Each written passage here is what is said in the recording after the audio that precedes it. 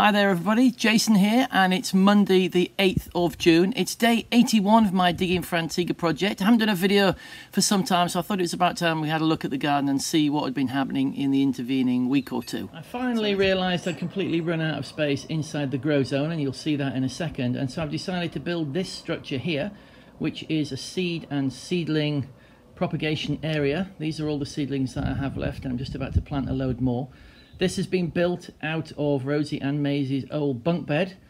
They've just got the one bunk bed in operation now. Maisie's using that. This is the old one. Has a little bit of termites in it, so it's not completely usable for fantastic woodworking projects. Not that I'm a particularly fantastic woodworker, but it's perfect for this kind of upcycling application. So it's got 3 shelves, and I've just knocked it together today, and I've already started sticking plants on it. So I'm going to plant some seedlings in a second, or some seeds in a second.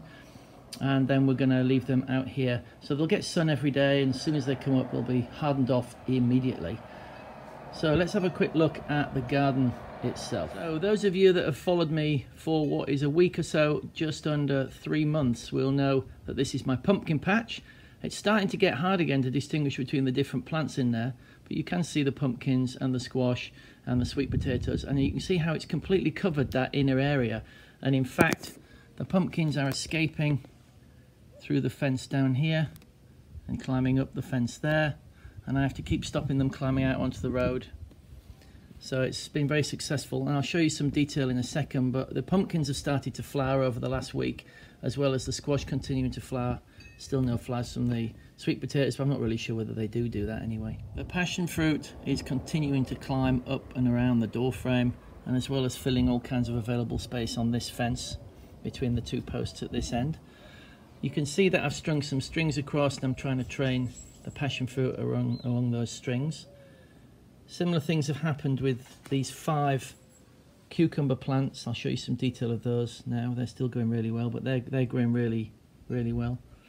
And then in the distance there you can see the melons have really started to take off.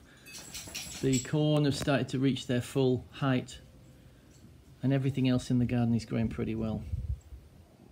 So just a little bit of detail of the corn. So this is the longer corn. The larger corns have now started to develop their tassels. Oh, they're pretty developed actually.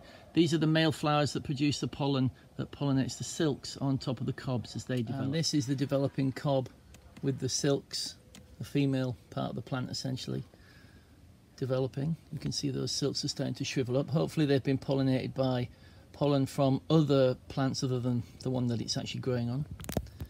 All the big plants are now developed to this stage, and we've still got some of the smaller plants which are still going, but they don't have a lot of leaves. So I'll just show you the difference. See those big tall ones, and then this is one of the smaller ones through the fence with a tiny little cob on it.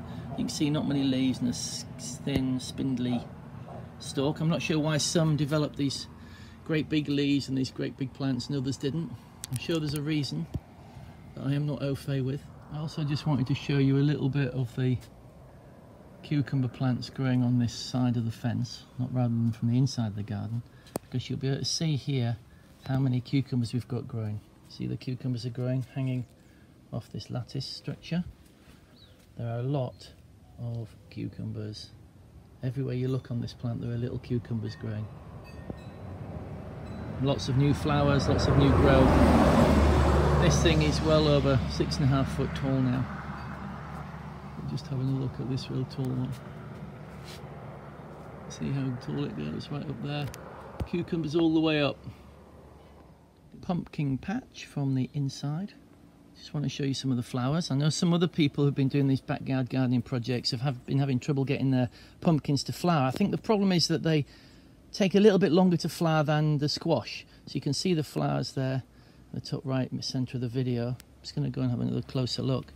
These are all pumpkins.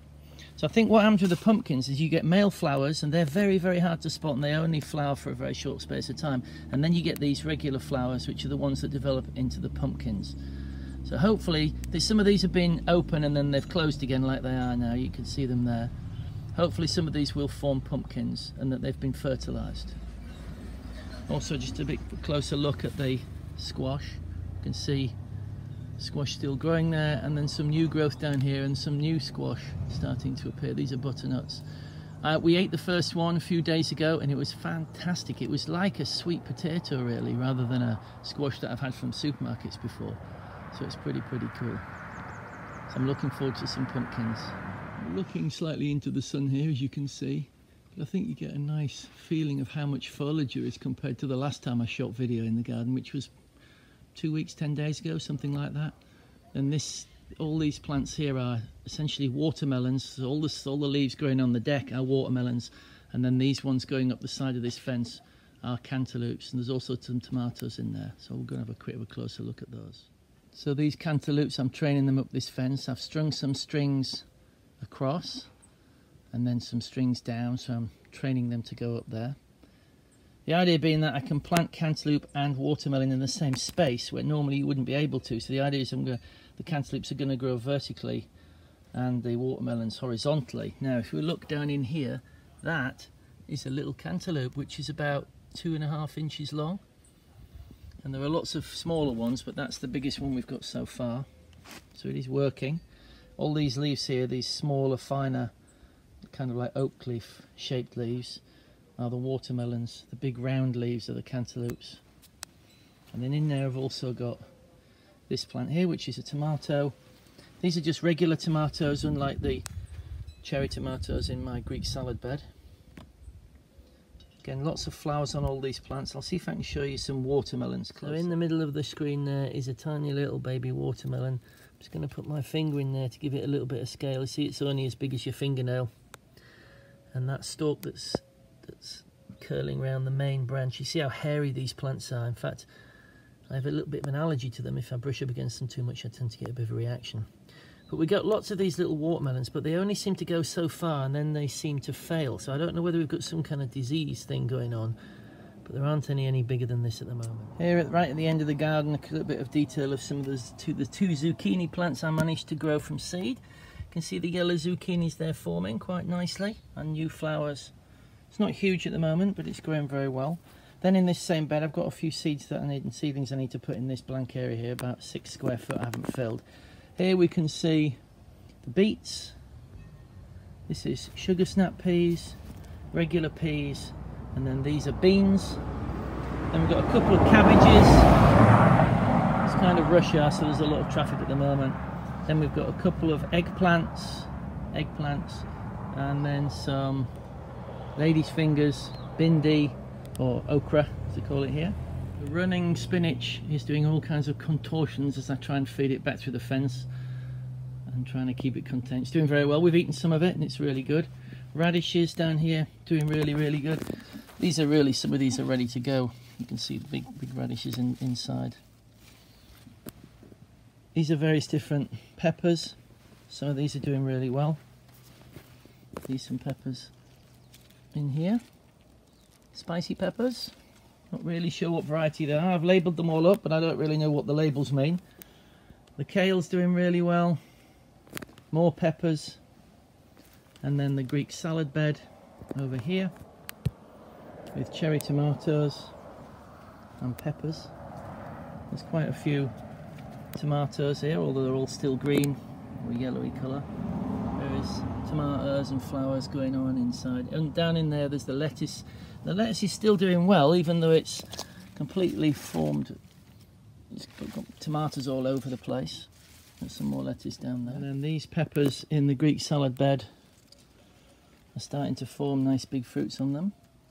These are going to be green peppers, green sweet peppers. Not a huge amount to say about the herbs. This is the basil plants. There's 4 plants there in 2 square foot. They need constant cropping or they start to go to seed and flower. I don't really want that to happen, so I just keep cropping them, and we have been eating them as pesto and various other things, putting them in all kinds of stuff. Last night we had a mango, pepper and then herb salad, which was fantastic. It had basil in it and mint and all kinds of herbs going in the garden.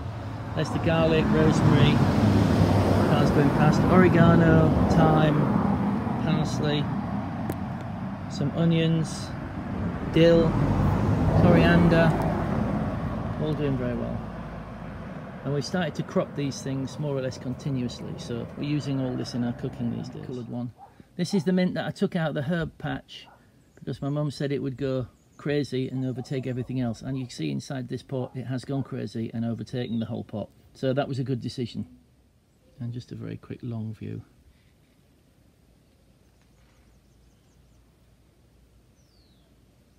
And a little chat about my experiment of growing things outside of the grow zone at the mercy of the dogs. You can see I've had to put these plastic buckets all around these plants to stop the dogs trampling them.